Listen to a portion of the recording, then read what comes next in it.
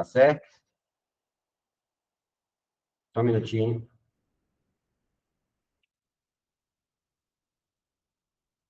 Então, essa é a nossa meta, de disponibilizar o servidor em nuvem para toda a rede de atenção, tá?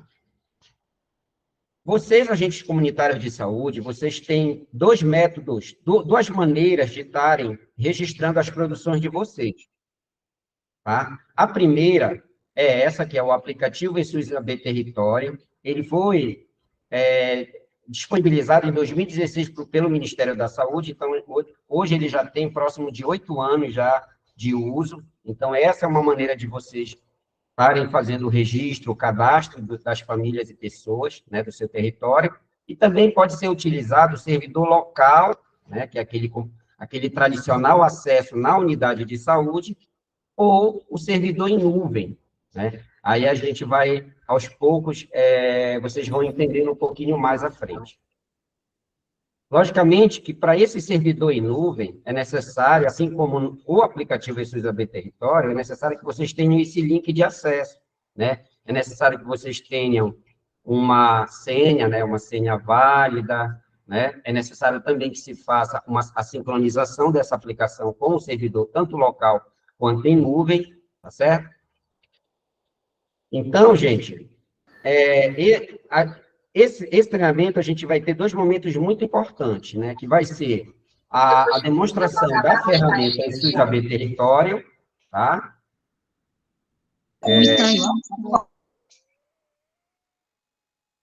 Vai ter esses dois momentos. E o outro, né? É a questão do financiamento, que a gente vai falar um pouquinho, e a Samara há de contribuir no final, para que ela possa colocar algumas situações importantes relacionadas a essa captação ponderada, que hoje é o que está vigente no nosso Brasil, né?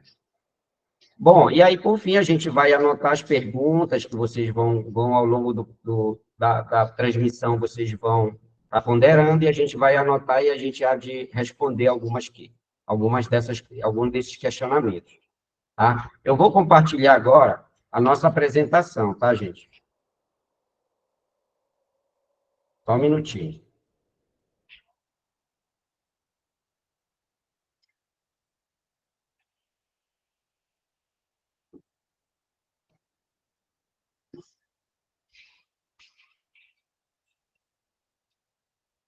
Ok? Vamos lá. Compartilhando.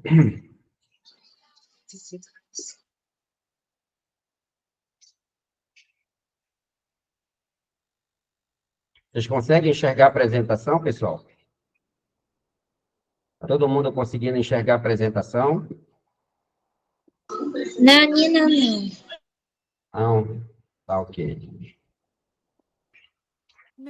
O resto está tudo branco. Tá, só um minutinho.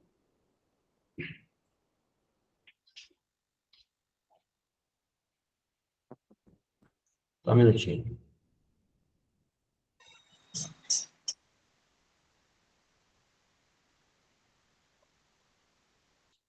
Só um minutinho aqui.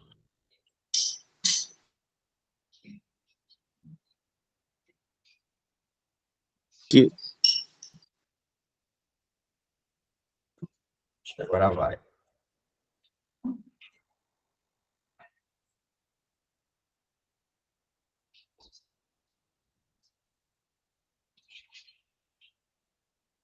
E agora, gente? Vamos lá.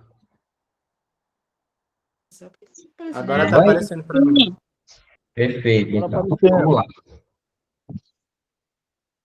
E agora eu vou passar para a nossa amiga Neida, tá? A nossa amiga Neida, ela é responsável pelo QNES dentro da Secretaria de Saúde, dentro do DES, onde ela vai fazer uma explanação sobre o QNES, ou o CENES. Neida, você pode ficar à vontade. Correto. Obrigada. Você pode ampliar, por gentileza? Só um minutinho.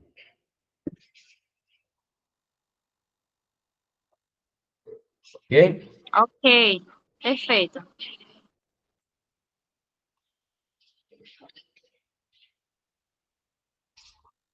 Desde já, bem-vindos a, a esse treinamento, que todos possam absorver melhor, né, as informações repassadas aqui, e possam agregar para todos também. Porém, é importante a gente mencionar que a gente não pode fugir desse processo, né, abordar sobre os seus territórios sem antes a gente abordar também um pouco sobre o CNES. Conforme o Wander disse, eu sou uma das pessoas responsáveis por operacionalizar, porque além de mim tem o Wesley, que é o nosso colega de trabalho também, e o Wander, como nosso chefe, nos dá o suporte necessário. Entretanto, é importante a gente compreender como é que funciona o processo de vinculação dos profissionais nas unidades de saúde e nas equipes. Haja visto que o CNES, né, ele é a base primária do sistema de informação em saúde, sendo este imprescindível para o gerenciamento eficaz e eficiente do SUS. Assim também que é importante a gente compreender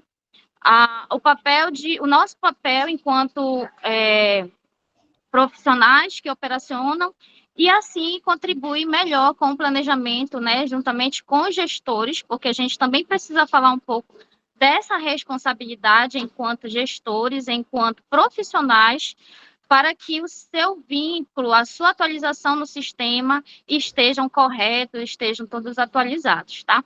Assim também a gente precisa compreender que o sistema do CNES, ele é totalmente oficial do Ministério da Saúde, e assim também nos faz compreender melhor algumas regras, que vou repassar aqui para vocês, regras básicas para a gente compreender. Que o CNES, ele possui, né, que no caso ele é chamado de Cadastro Nacional de Estabelecimento em Saúde, e toda unidade de saúde, todo estabelecimento de saúde possui um CNES, possui um código, tá? E esse profissional, ele precisa estar obrigatoriamente vinculado a um CNES. Se tratando de vocês, especificamente, agentes comunitários de saúde. Assim também como vocês, enquanto agentes comunitários de saúde, precisam estar vinculados a um INE, que é o Identificador Nacional de Equipe. Cada equipe possui um identificador nacional, tá? Assim também, vocês, enquanto agentes comunitários de saúde, vocês têm um CBO, tá? Que é o CBO compatível com a função de vocês dentro da unidade a qual vocês vão exercer. Então, essa é uma das regras básicas, tá? É importante vocês compreenderem esse processo, porque para que vocês possam acessar o SUS território, realizar qualquer tipo de sincronização, vocês precisam compreender como que os dados de vocês, as informações de vocês estão atreladas a esse sistema, porque é a partir daqui do CNES que ocorre esse processo.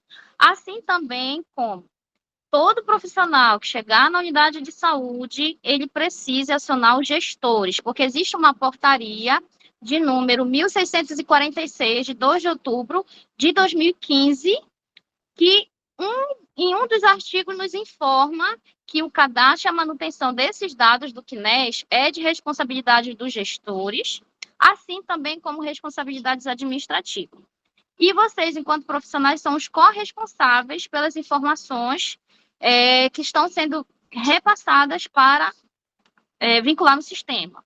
Ou seja, é extremamente prejudicial, seja lá vocês acesses ou qualquer outro profissional, que a gente sabe que também existem outros profissionais aqui também, é extremamente prejudicial o cadastro indevido de lotação de qualquer profissional dentro de uma unidade de saúde. Ou seja, o ACS chegou numa unidade de saúde, ou se porventura existir a questão de trocar de equipe, esse profissional chega numa unidade de saúde X, mas o vínculo dele está numa unidade de saúde Y. Mas ele chegou nessa unidade de saúde X, alguém cadastrou a lotação dele. Obviamente, vai aparecer o vínculo dele nessa unidade, porque são cadastros que são obrigatórios para que ele possa ter acesso ao prontuário eletrônico. Entretanto, a gente precisa compreender que essa ação indevida, ela se torna prejudicial a partir do momento que esse profissional, o ACS, vai vincular as produções no sistema e, obviamente, uma das situações que ocorre de invalidação de produção é essa. Se esse profissional chegou na unidade X, não acionou o gerente, não acionou o gestor, não acionou coordenação distrital para fazer a atualização do sistema e está fazendo atendimento vinculado no cadastro indevido, essas produções elas vão ser reprovadas, tá? Vão ser reprovadas porque o sistema do CNES não está atualizado. Então, esses profissionais precisam estar alinhados conosco. Sistema de informação, coordenação distrital, gestor dos estabelecimentos, para que a gente possa manter atualizados e, assim, evitar, né, que esses procedimentos, esses atendimentos realizados por vocês profissionais sejam reprovados, tá? Então, é de suma responsabilidade de vocês profissionais, de gestores das unidades, para que possam fazer esse processo de atualização do sistema, até mesmo porque a atualização do CNES segue alguns processos, algumas regras, porque temos a base local SESMA, tá? CNES SESMA, que toda vinculação que nós realizamos no sistema do CNES local, ela segue um processo de exportação, que é banco de dados para a base nacional, ou seja, vocês só vão poder ter acesso ao prontuário eletrônico a partir do momento que a atualização de vocês está efetivamente consolidada na base nacional. Ou seja, existe um prazo para isso, um prazo de até 30 dias após as exportações. Então, vocês precisam compreender que, para além da base local, existe a base nacional, só que a base local é um processo automático. Só que isso não é o suficiente, né? Vocês precisam esperar, guardar o prazo para a base nacional, para vocês poderem terem, de fato, a atualização de vocês consolidada. Por isso, a importância de vocês acionarem logo a equipe para que a gente possa fazer a atualização, porque justamente tem esse processo um pouco mais burocrático em relação ao tempo para ser atualizado. Da mesma forma, o processo de exclusão também precisa respeitar esse processo de prazo, tá? Então, eu acredito que eu fiz uma breve explanação a respeito do sistema do CNES, porque é importante vocês compreenderem, né? Porque é através do CNES que vocês são vinculados no sistema e que essas informações de vocês vão aparecer juntamente com esses territórios e demais outros programas importantes, tá? Então, desde já, obrigado e passo a palavra para o Wander. Ok, Neida. Então, gente, esse é o primeiro momento de muitos que a gente vai ter, né? Ainda vou ter uns outros informes aqui, que se caso alguém tenha dificuldade de entrar, pode acompanhar pelo canal do YouTube, onde mais uma vez, reforçando, está sendo gravado. Então, a gente há de disponibilizar tanto esse material quanto a gravação. Então, fiquem tranquilos, tá bom? Lembrando ainda que no final da nossa apresentação, a gente vai abrir para perguntas, a equipe toda está coletando essas informações nos chats, e aí a gente vai, aos poucos, respondendo para vocês, mas só no final, tá bom, gente? Então, vamos lá. Muito bem. A questão do financiamento da atenção primária, a Samara há de se aprofundar nesse tema no momento oportuno, tá? Mas é importante saber que hoje, o que está vigente de financiamento na atenção básica é o Previne Brasil, tá? E aí, neste modelo de financiamento, nós temos a captação ponderada que está diretamente ligada ao cadastro. Quem faz cadastro é o agente comunitário de saúde, tá? Lembrando que ele tem duas maneiras de fazer esse cadastro, utilizando o aplicativo SUS AB Território ou o próprio prontuário eletrônico, propriamente dito, tá? E aí, a Samara há de se aprofundar um pouquinho mais sobre isso. Muito bem. E aí, pessoal, a gente começa a fazer algumas perguntas, né? O aplicativo serve apenas para cadastro? Eu vou precisar cadastrar no computador ainda, mas eu já uso outro aplicativo, como o ACS Lite e outros que foram desenvolvidos, tá? Por que preciso desse aplicativo? Então, a resposta, pessoal, está exatamente na estratégia utilizada. Olha lá, ele vai promover a simplificação do processo, a eliminação das fichas de papel, a otimização do tempo de cadastro e atualização. Ele funciona de forma offline, ou seja, eu não vou precisar de internet para ser usado, apenas para sincronizar, tá? Ele melhora o processo de trabalho de toda a equipe, e aí eu coloquei aí para vocês que esse aplicativo, ele foi disponibilizado pelo Ministério da Saúde em 2016. Então, hoje nós temos muitos acessos que já fazem uso, já aí as dúvidas e os problemas que estão sendo enfrentados já é precisa ser bem discutido, porque é pelo fato do uso contínuo, e aí a gente começa a ter outras dúvidas. Muito bem. Além do aplicativo, a gente tem um servidor do eSUS em nuvem, tá? Aonde o endereço dele, o endereço eletrônico dele, é aí, pessoal, ó, https://esus.belém.pa.gov.br. Hoje ele já está ativo. Como é que os profissionais fazem esse acesso?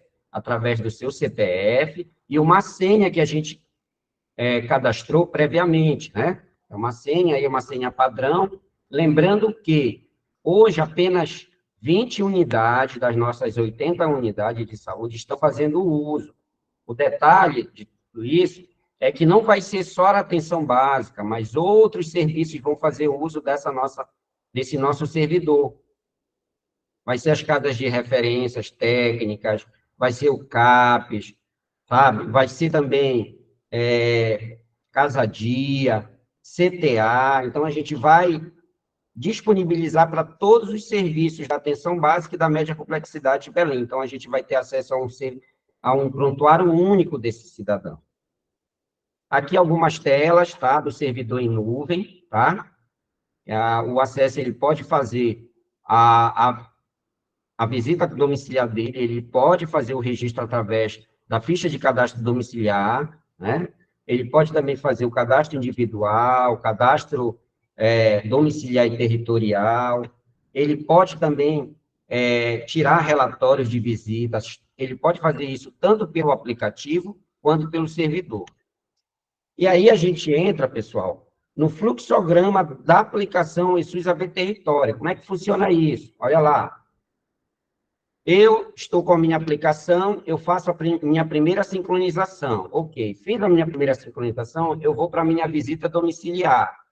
Chegando na minha visita domiciliar, o que eu faço? Eu cadastro o domicílio, cadastro a família, adiciono os cidadãos e faço novamente, no final da tarde, a minha sincronização. A gente há de se aprofundar nisso mais à frente sobre essa questão da sincronização. Tá? Muito bem. O primeiro uso, para muitos, eu acredito que seja novidade, mas para os já até passaram por essa fase, principalmente as 20 unidades, essas que estão usando já agora o servidor em nuvem, tá? Mas as outras já fazem também, mas é só para reforçar aqui. Muito bem. O que é o processo de sincronização? Nada mais é do que a transferência dos dados do servidor diretamente para o aplicativo e vice-versa, né? Ou seja, eu tenho um servidor que está cadastrado as minhas famílias do dia anterior, aí, considerando que hoje tenho novas famílias, novas visitas, eu vou enviar essas novas informações e vou receber elas atualizadas. Então, o servidor, hoje, dos dois cenários que a gente tem, ele está em unidade básica de saúde e em nuvem, tá? Muito bem. Aqui é a tela inicial do aplicativo, quando eu faço a minha primeira sincronização. E aí é importante, né? Quem será o responsável por isso? O próprio agente comunitário de saúde. Esse aplicativo foi desenvolvido exatamente para ele, para o agente comunitário de saúde e o agente de endemia, caso ele queira fazer uso também. Tá? O endereço vai ser sempre esse para o servidor em nuvem, https://susbelém.pa.gov.br, tá? CPF, intransferível, né? Senha também, intransferível, é uma senha individual. E aí, uma informação importante aqui. O ACS, ele precisa inserir a microárea dele no momento da sincronização. Por quê? Se ele não fizer isso, todas as famílias e pessoas da equipe serão carregadas no aplicativo. Ou seja, você vai ter todos os cadastros daquela unidade na sua aplicação. Isso vai lhe causar alguns transtornos, porque você vai ter muitos dados, muitos cadastros ali, isso pode confundir você.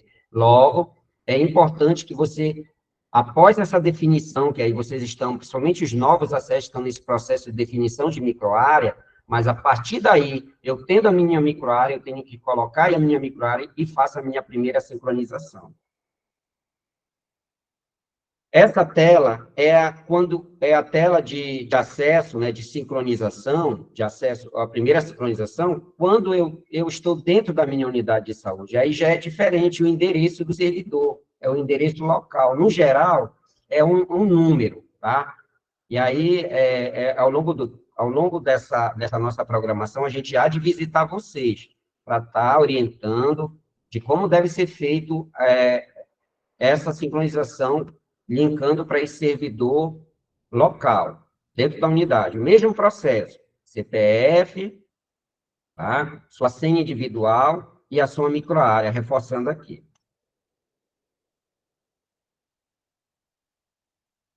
Bom, após a primeira autenticação, quando houver a transferência dos dados, todas as vezes que você vai iniciar o aplicativo, é necessário que você entre com o seu login e senha, tá?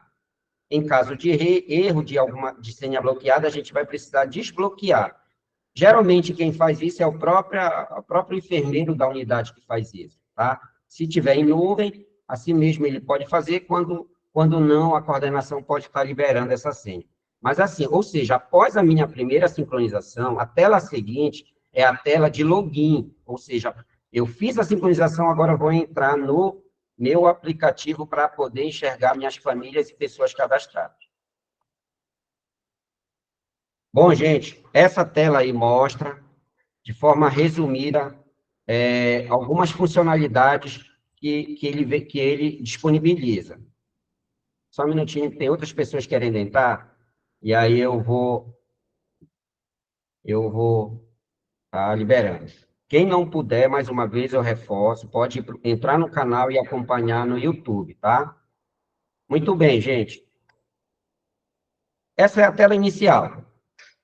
O cadastro feito pelo eSUS, pelo aplicativo, ele é semelhante a uma corrente. Ele precisa seguir todos os passos a fim de chegar no seu objetivo. Mas como assim? Explica melhor isso aí, que eu não entendi. Olha só. Os elos de uma corrente, eles são considerados, por exemplo, como um logradouro. O logradouro é a rua, né? Quando eu vou fazer um cadastro, quando eu faço a minha visita domiciliar e vou fazer o meu cadastro domiciliar, a primeira coisa que eu cadastro é o meu logradouro pelo aplicativo, tá? A partir do momento que eu cadastro esse logradouro, essa rua, essa passagem, eu vou cadastrar o domicílio, tá? Vou lá e cadastro o domicílio, outro elo dessa corrente. Após eu cadastrar este domicílio, eu vou cadastrar a família. Feito o cadastro da família, eu cadastro o indivíduo, tá bom? Então, para eu poder fazer a inserção de um indivíduo, daquela família, é necessário primeiro eu passar por todos esses elos, tá?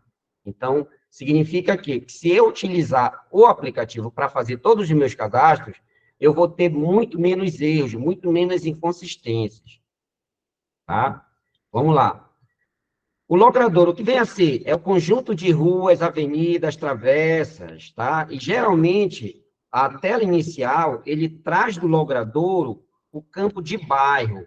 Tá? Por isso que é importante que, no momento que eu vá cadastrar esse logradouro, eu coloque o bairro correto. Tá? O botão aqui, se você observar, o botão de mais é onde eu vou inserir um novo cadastro, né? É exatamente aqui que eu faço a inserção de um novo cadastro.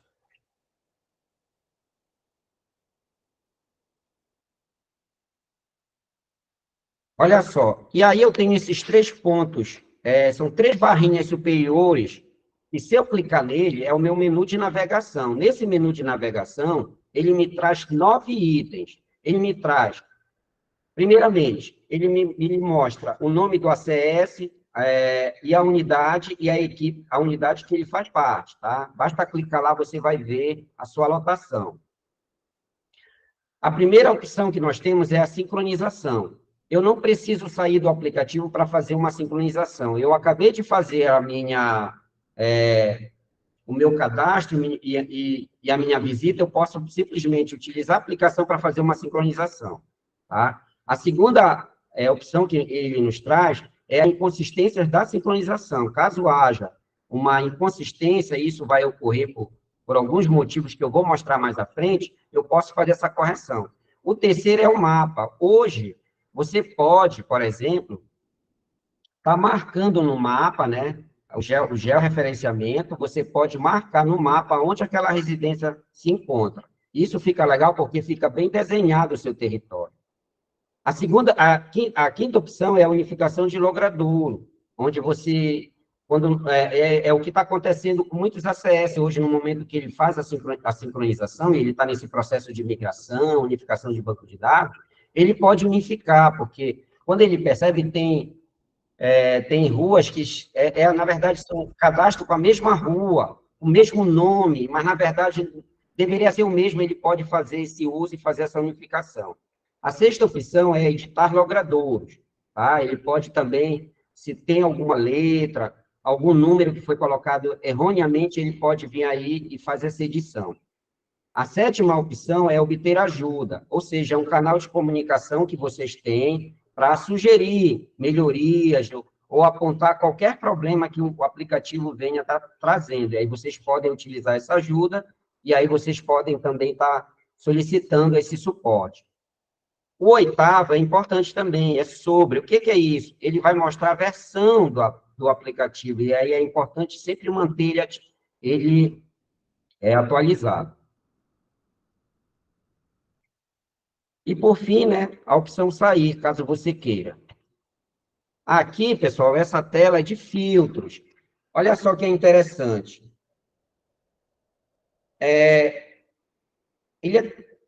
Mais uma vez, eu trouxe aquela comparação de que cada logradouro, domicílio, família, indivíduo, ele tem a ver com uma corrente, né? São elos de uma corrente. Então, olha só, é importante que você, antes de começar a fazer seu cadastro, você faça a busca pelos cidadãos que você vai cadastrar ou pelos imóveis, talvez ele já esteja até cadastrado para que você não sem querer, possa fazer cadastros duplicados. Essa tela aqui é de vídeos, então eu tenho 5 vídeos curtos que eu vou passar para vocês, para o grupo. Isso aí não seria legal de passar agora, mas aí eu vou disponibilizar esses vídeos, que tem várias dicas ali de como eu devo fazer minha primeira sincronização, como é que eu vou fazer o meu primeiro cadastro, como é que eu posso fazer minha primeira visita, e assim por diante. Eu vou passar esses vídeos para as coordenadoras distritais, e elas há de repassar para cada um de vocês, tá bom? Bom, vamos lá agora para o botão, né? A gente agora vai fazer um cadastro. Eu vou mostrar para vocês como é que vocês devem fazer esse primeiro cadastro. É importante, nesse cadastro de domicílio aqui, tem uma sugestão aqui que é bem relevante, que é referente à questão do nome da rua. Por exemplo, aqui, ó, tem um exemplo. Rua das Flores. Eu não preciso colocar Rua das Flores o nome, apenas das Flores, porque o próprio sistema identifica o tipo de logradouro, tá certo? Muito bem. No cadastro de domicílio e território, são três etapas para eu concluir ele. olha só, o tipo de logradouro tem que atentar para as denominações, por exemplo, primeira rua, segunda rua e por aí em diante. Isso pode gerar duplicidade de logradouro se eu não tiver essa atenção, tá? O tipo de imóvel, este não poderá ser alterado após atualização, tá? A microárea, pessoal. Se caso eu já tenha minha microárea, eu preciso inseri-la aqui. Neste momento, eu preciso inserir nesse campo a minha microárea. Se for um cadastro fora de área, ou seja, fora da abrangência da unidade, vamos ver, vai haver um mutirão de cadastro, tem uma comunidade que está descoberta pela nossa área, mas a gente vai lá fazer um cadastro. Eu posso utilizar o aplicativo e posso marcar fora de área, tá? Bom, não esquecer de sinalizar caso o imóvel não tenha número, inserir o número do imóvel no local certo. Caso ele não tenha, não precisam escrever sem número. Eu tenho essa opção aí, ó, de marcação. Cuidado ao inserir o nome do bairro, pois qualquer erro pode gerar duplicidade de cadastro. Eu vou retornar aqui para a tela inicial, e a gente percebe que tem bairros com o mesmo nome. O que muda, na verdade, são alguns caracteres. É aqui nesse campo de bairro que eu preciso ficar atento. Este campo gera muitas duplicidades de cadastro. É aqui que vocês precisam estar bem atentos.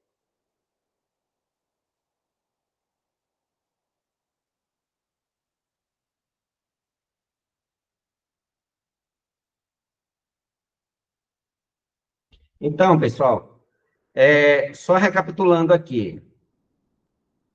Nessa tela inicial, ela exibe os consolidados dos cadastros agregados por bairro, tá? Que é a tela inicial, tá? Recapitulando.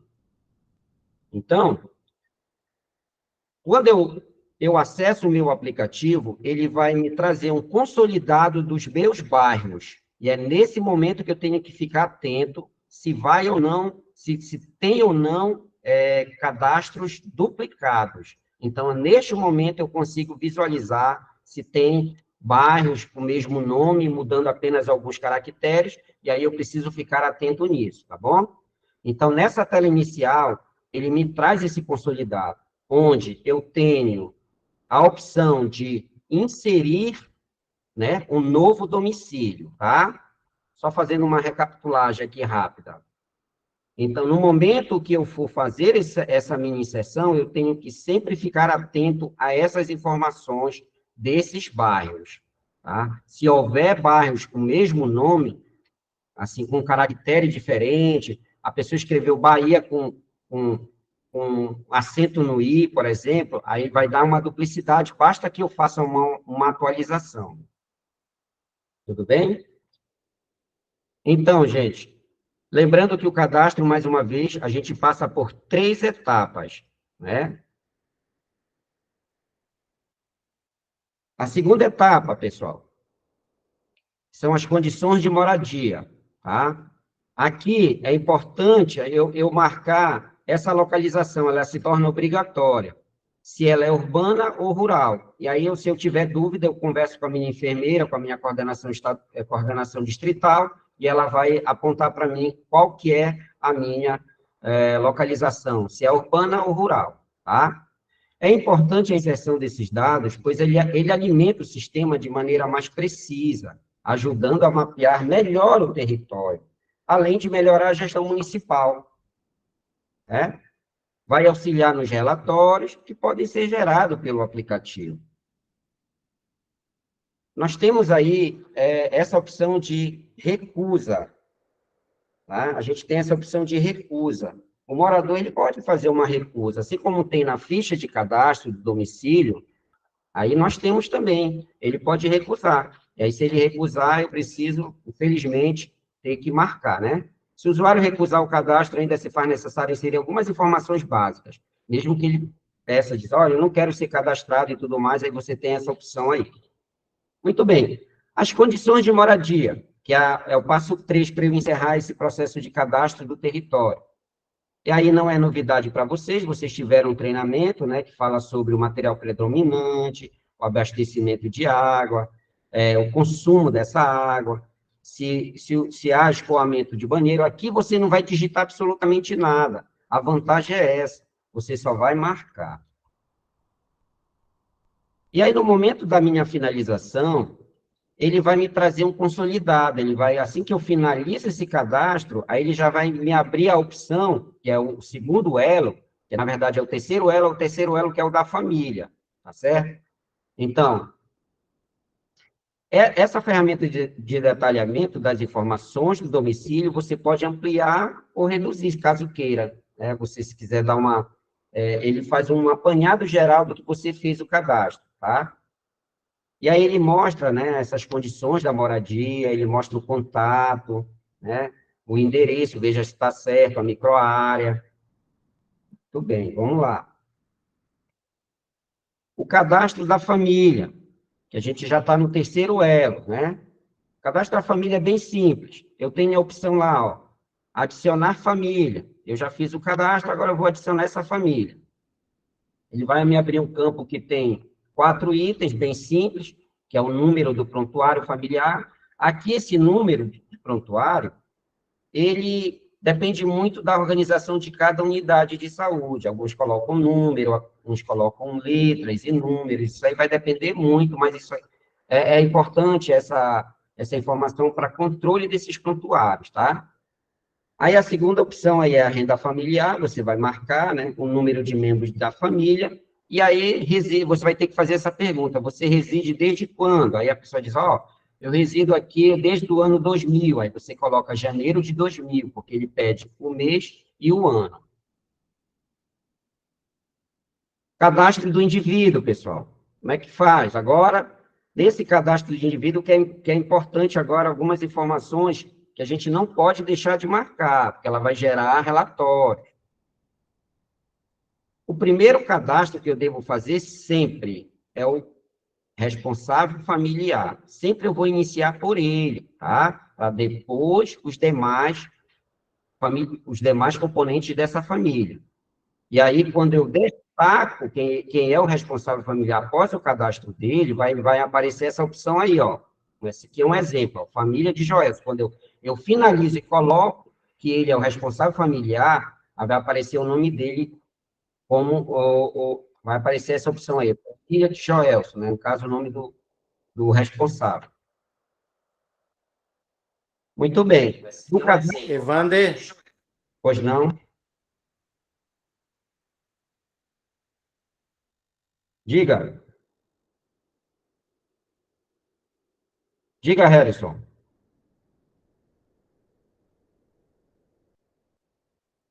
Então, pessoal, continuando. No final, a gente há de responder alguns eu questionamentos. posso criar 2 famílias no mesmo endereço? Diga.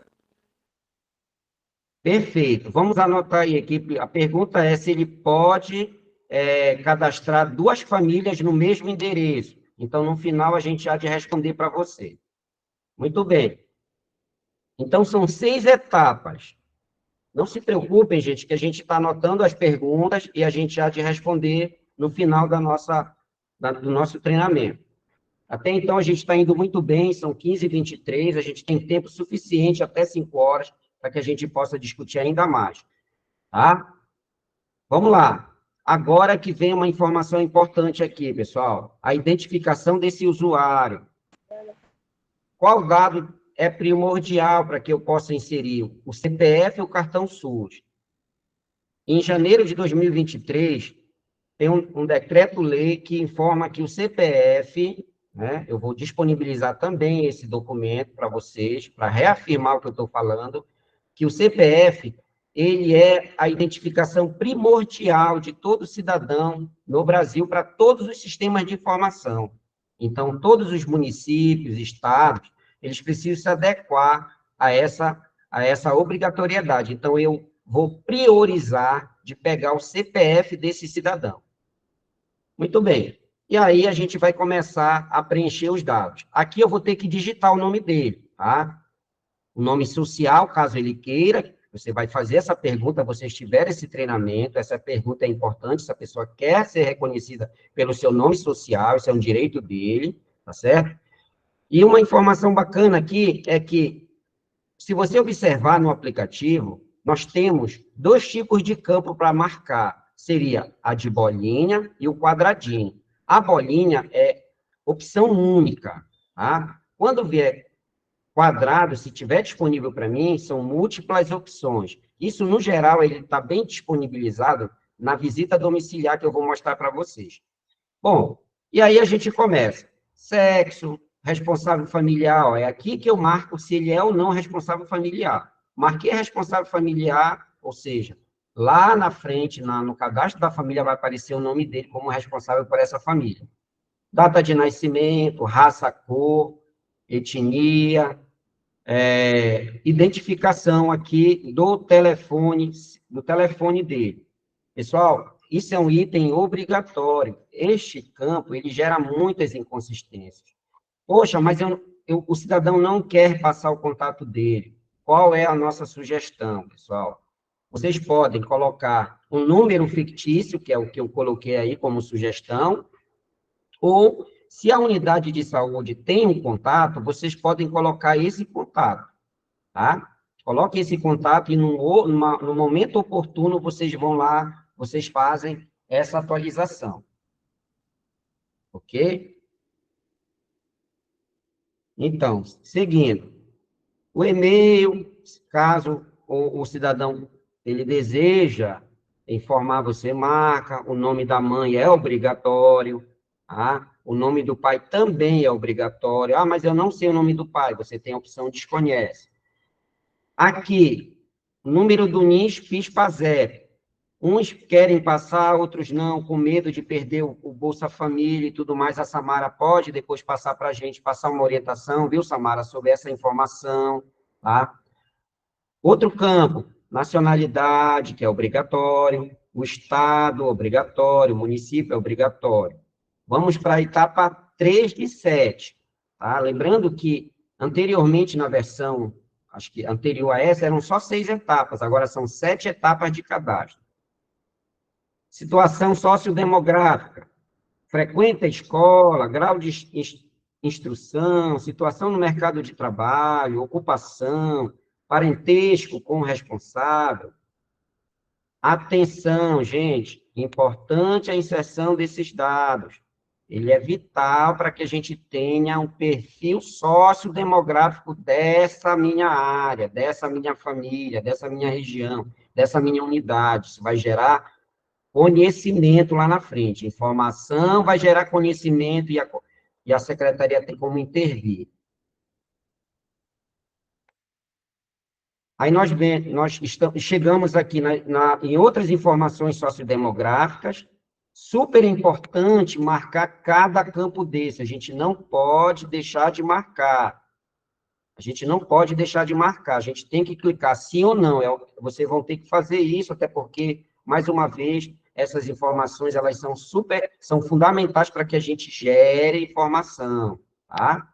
Condição, situação de saúde, mesmo processo, perguntar para o cidadão, você considera um peso adequado, sim ou não? Se ele não responde, você tenta fazer com que ele responda, tá? Se ele não quiser, mas você tem que marcar, não pode deixar em branco essa informação. E assim por diante. Condições gerais de saúde também, cada campo desse é fundamental. Hoje nós temos linhas de pesquisa, tá?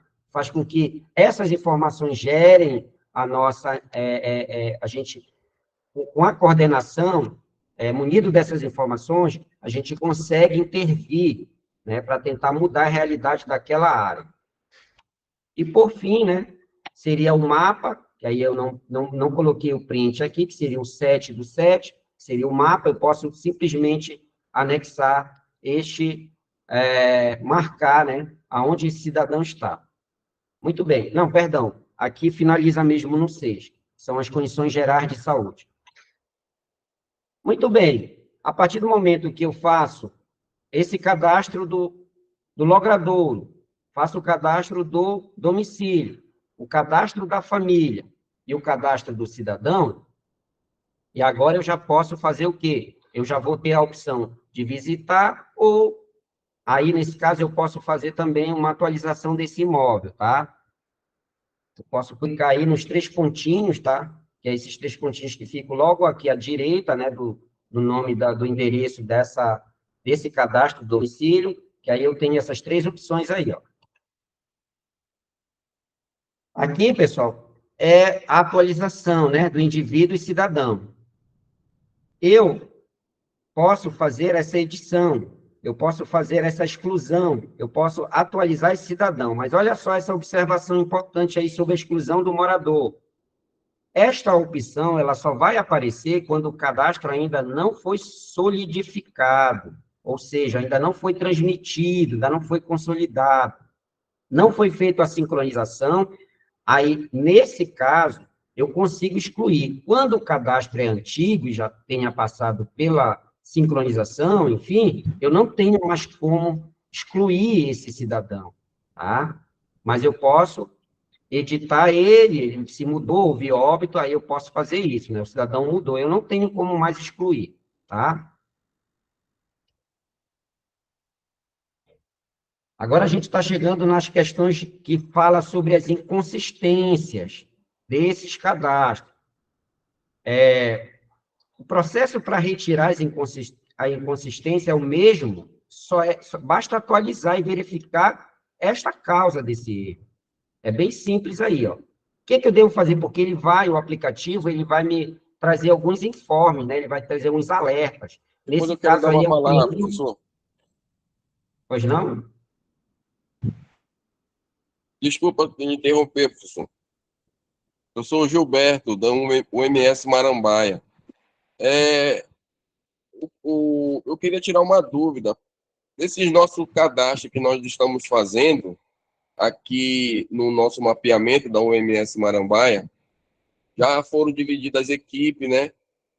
E eu lhe pergunto, vai ter um computador para que a gente possa lançar no sistema esses cadastros? Certo. A gente vai anotar esse seu questionamento e no final a gente há de responder para você. Por favor, equipe, vamos anotar para a gente dar essa resposta para ele, tá certo? Por Obrigado. enquanto, a gente vai discorrer aqui com a nossa apresentação. Obrigado. Muito obrigado pela sua pergunta, Gilberto. Muito bem, pessoal. As inconsistências mais comuns são a falta de número de telefone, né?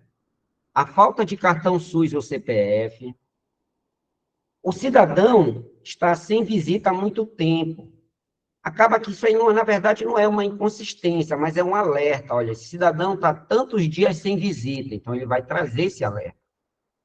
Pai e mãe desconhecido ou não sinalizados, logradouros duplicados, domicílios sem famílias cadastradas, ruas, bairros repetidos. Então, no geral, essas são as mais comuns quando a gente utiliza a aplicação.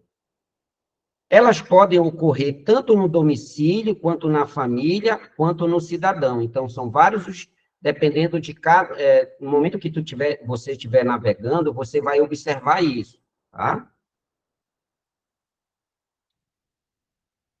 Vamos para a visita domiciliar e territorial. Considerando que eu já fiz o meu cadastro, passei pelos elos da minha corrente, eu não tenho como fugir disso. Essa é a vantagem quando eu uso a aplicação, né? São elos de corrente. Passei pelo meu logradouro, que é minha rua, passei pelo meu domicílio, passei pela minha família e cadastrei os cidadãos. Agora eu vou fazer minha visita domiciliar.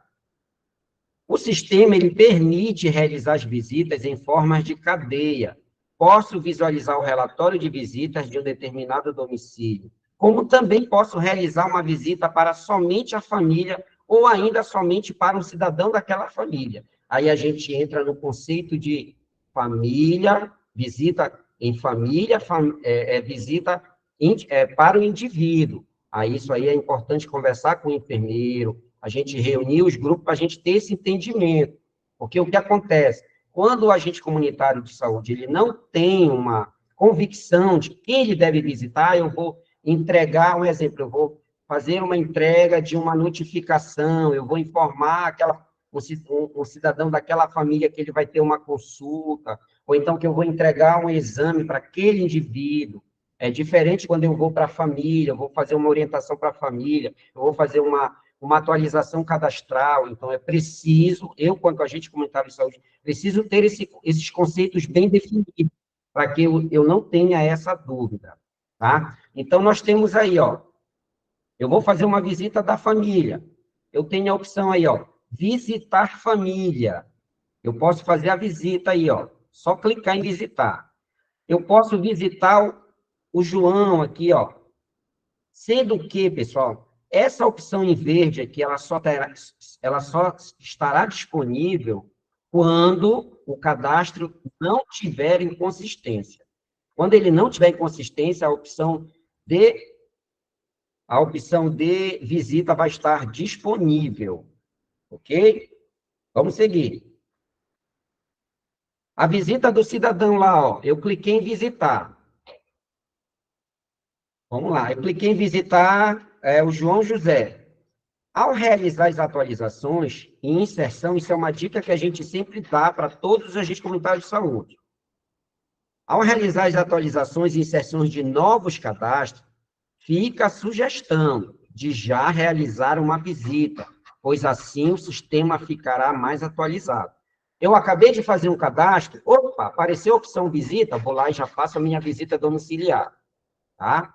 Quando eu clico no cidadão para fazer a visita domiciliar, ele vai me fazer a seguinte pergunta, ó, a visita foi realizada? Eu vou marcar. Foi realizada, foi recusada, ou não tinha ninguém naquela família. Eu não consegui fazer a visita. Estava ausente, aquele cidadão estava ausente naquele momento. O motivo da visita, aí entra o conceito que a Samara pode depois tirar muitas dúvidas nossas aqui. Cadastramento, atualização, convite para atividade coletiva, outros, egresso de internação, orientação, prevenção. O que é legal disso tudo? Essas informações, elas são exatamente as mesmas informações que estão no relatório de visita, na ficha de visita domiciliar. É a mesma, é o mesmo campo que está lá, é o mesmo campo que está aqui. Então, eu tenho as mesmas informações e, de maneira alguma, eu vou ter problema nesse momento de fazer a minha visita domiciliar. E aí eu tenho outras informações, né, antropometria e por aí vai. Eu posso fazer busca ativa, acompanhamento, que a gente vai mostrar a seguir, tá bom? A visita da família é a mesma ficha da visita ao cidadão, porém com opções de controle ambiental e vetorial.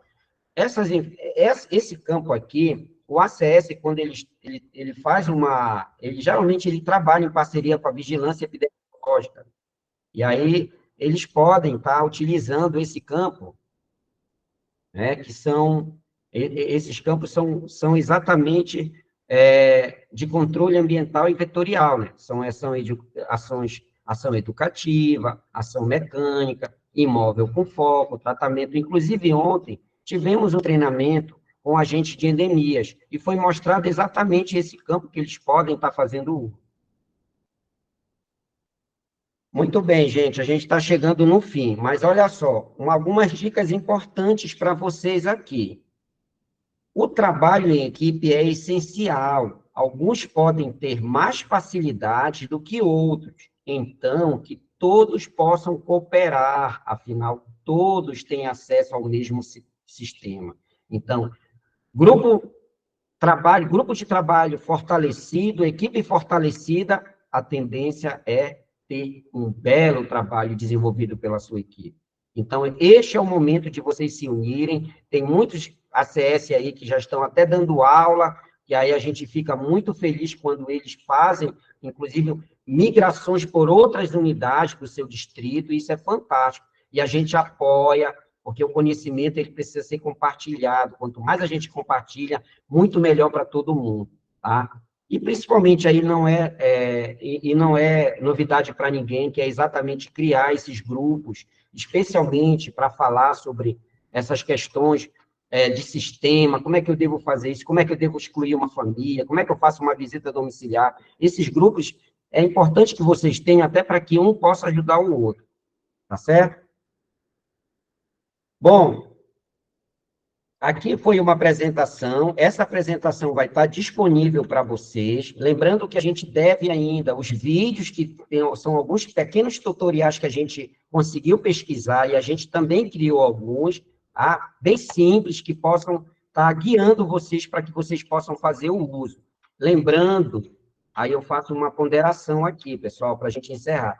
Lembrando que eu, agente comunitário de saúde, eu não tenho como utilizar o aplicativo, eu vou ter que usar minha ficha normal de cadastro, não tem problema nenhum, basta que você entre no servidor ou da sua unidade de saúde com o seu login e senha, tá? Ou no servidor em nuvem, para aqueles que já estão com seus servidores, com o servidor em nuvem disponível para aquelas unidades, basta que eu entre com o meu login e senha e faça a minha inserção da minha visita domiciliar, do meu cadastro domiciliar. Tudo bem? Então, por hora é isso. Samara, se você quiser acessar agora, Samara, você poderia explanar para a gente alguns pontos que foi colocado aqui. Muito obrigado, pessoal.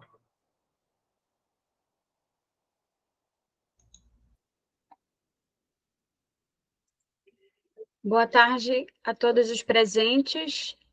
Quem não estava no início dessa transmissão, eu me chamo Samara Fernandes, sou enfermeira, estou como assessora da Divisão da Atenção Básica, no município de Belém.